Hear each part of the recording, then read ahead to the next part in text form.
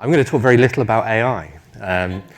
This evening, we are asked the question, how can engineering and AI contribute to a resilient future? I guess I come with a question, resilient to what? Which I think hopefully complements the excellent talks we've heard so far. The government published its resilience framework at the end of last year. And if there's two things I'd draw out from it for this audience, it's two things. One is it drew a really important distinction between acute risks, things that might happen in a moment, and risks which are chronic, which play out over time. And the second thing I'd draw attention to is the need for that for our understanding of those things and those risks to be informed by foresight.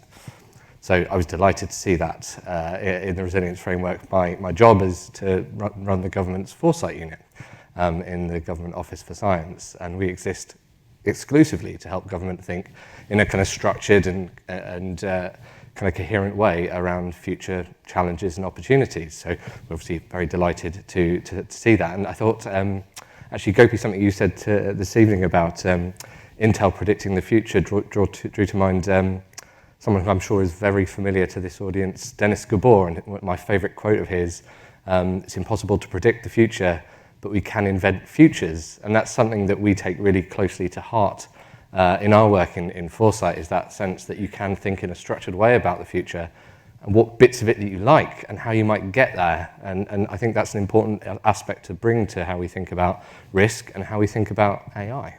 What future do we want? And what's the role that AI can play in kind of contributing to that?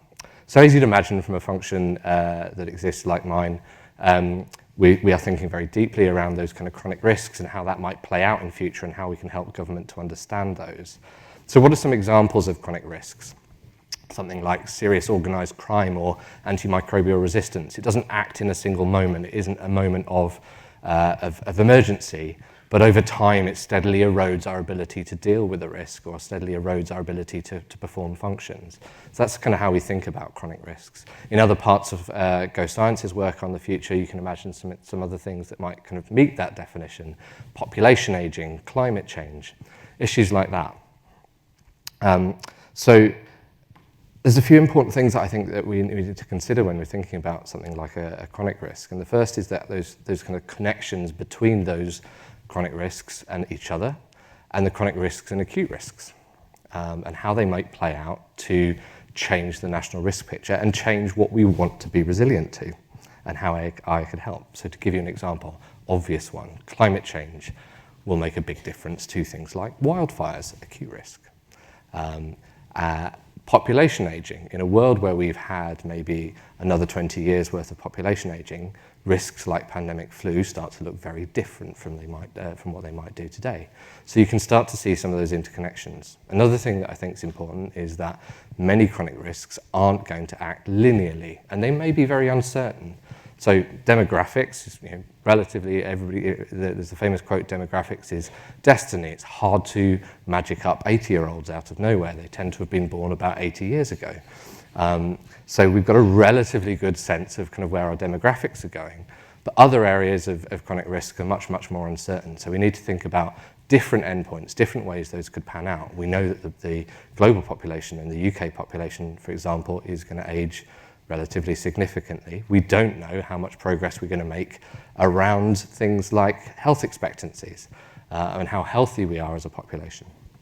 So we need to think about multiple different scenarios for these chronic risks and how they interact. So what does all that mean for AI? I think there's three things I'd kind of draw out. Coming right back to kind of what we're meant to be talking about, sorry. First thing is, AI is, as we've heard tonight, a massive change. It may not replace all kind of many, many jobs, but it's certainly going to disrupt a lot of them. And AI will bring risks with it.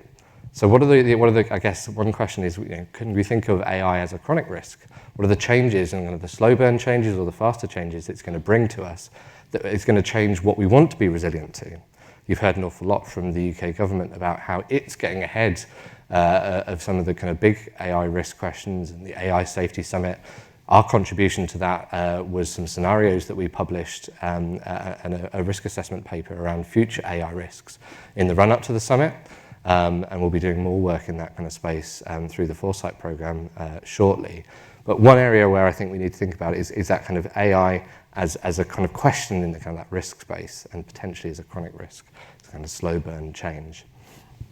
The second, I think, is that, as we've heard tonight again, AI is going to play an important role in helping us respond to many of those risks. It will have a huge role to play in how we respond to climate change, minimize our emissions. So AI both as a risk, but also as an ability to manage risks. And maybe a third, I'd say, is thinking about that uncertainty of those interconnections and how those different types of chronic risks and acute risks can interact with each other. AI is one of those tools that helps us to spot patterns that we couldn't see, interrogate larger data sets, and kind of really kind of get through some of the complexity that maybe holds us back from some of these big systemic challenges.